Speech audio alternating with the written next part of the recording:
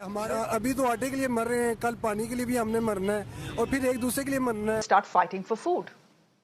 That's exactly what is happening in the provinces of Sindh, Balochistan and Khyber Pakhtunkhwa.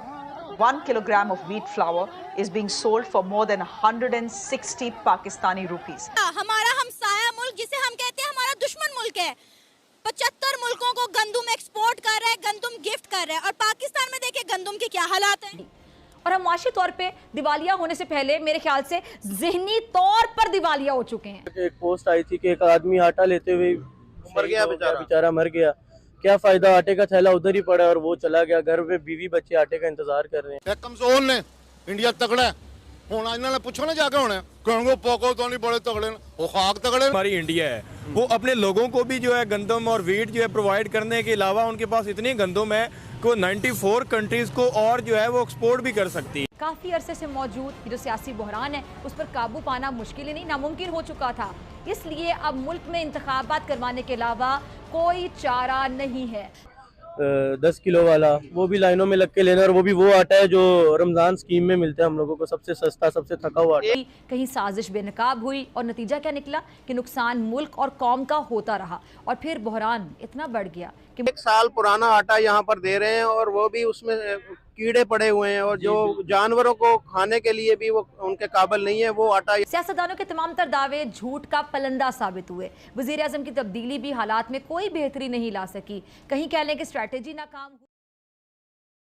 Pakistan में आटे का बहरान चल रहा है, क्या कहेंगे? लोग आटे के हसूल के लिए मर रहे हैं। ये इन्होंने खुद बहरान पैदा किया हुआ है, आटे का कोई बहरान नहीं है। इन्होंने कीमत बढ़ाने के लिए बहरान पैदा किया हुआ है। यहाँ पाकिस्तान और लाहौर में आम गंदम है, आम आटा है, लेकिन ये 2 दिन जब्त कर लेते हैं, महंगा बेचना शुरू कर देते हैं। जो 1800 की चीज़ होती है दूसरे दिन पूछो 1850। मतलब चावल का मैं परसों पूछ करके वो 6000 रुपया था, आज पूछा वो 6500 रुपए का। ये दुकानदार खुद अपना नाजायज मुनाफा कमाने के लिए सारे हरबे ये इस्तेमाल करते हैं। आप तक खबर पहुंची होगी कि पिछले दिनों एक बंदा आटा लेते लेते मर गया। वो तो बात दूर, वो बेचारा मजदूर था, गरीब था, वो आटा लेने में वो मिल तो गया उसे, लेकिन ले जा ना सका तो भाई उसका इंतकाल हो गया। देखा आपने, लापरवाही का नतीजा है। आपको नहीं लगता कि मुल्क में आटे का बहरान है? कोई बहरान नहीं है मुल्क में, बेशुमार आटा है। इन लोगों ने पैदा किया हुआ बहरान, इन्होंने खास करके। अच्छा सर, हमारे जो हुक्मरान हैं वो कह रहे हैं कि हम जो है आटा दूसरे मुल्कों से इंपोर्ट करेंगे क्योंकि पाकिस्तान में आटे की शॉर्टेज हो गई है। रूस से गंदम आ गई है हमारे, तो यही आटा जो है ये जो 1800 का दे रहे हैं ये 1500-1600 में देंगे। शाबाश। और वाफर मकदार में गंदम आ गई है। अच्छा। हाँ। आपको पता है कि हमारा हमसाया मुल्क इंडिया जो है वो भी एक जरखेज मुल्क है।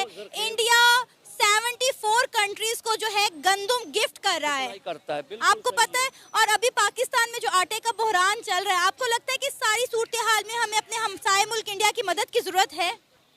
वहाँ के मदद की जरूरत है, लेकिन ये नहीं ना वहाँ से लेते, ये इनकी तौहीन है।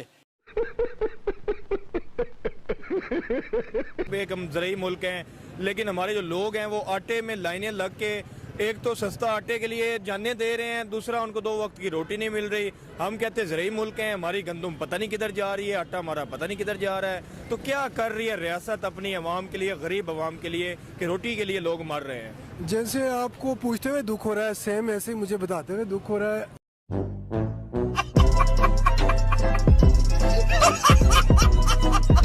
ये हमारा अलमिया बड़ा पास से ही चलता आ रहा है।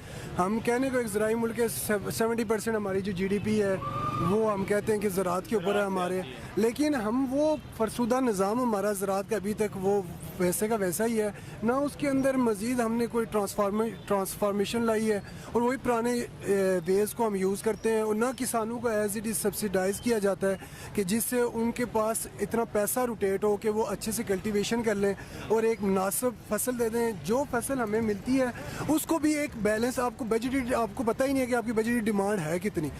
अच्छा। जितनी आपकी डिमांड होगी उसके बाद आपको यूजेज देखनी होती है कि आपकी यूजेज कितनी है। उसके अलावा जो नेट बचता है वो आप चले एक्सपोर्ट करते हैं तो समझ में आती है बात, लेकिन इस मुल्क का अलमिया यह है कि हमें यही नहीं पता चलता कि हमारी टोटल डिमांड कितनी है। और उसके अलावा हमारे जो बॉर्डर, हम तो और बहुत सारे मामलात के अंदर इन्वॉल्व हैं। हमारा अफगानिस्तान के बॉर्डर पिछले दिनों आपने शायद सुना होगा कि अफगानिस्तान गंदम जो है तो वो स्मगल्ड की जा रही थी ऐसे ही। तो ये बड़े इस मुल्क के अलमिया है, हमें खुद समझ नहीं आती इस मुल्क के अंदर के कौन क्या कर रहा है, इस मुल्क का हो क्या रहा है और इसका बस ये देखा आपने लापरवाही का नतीजा।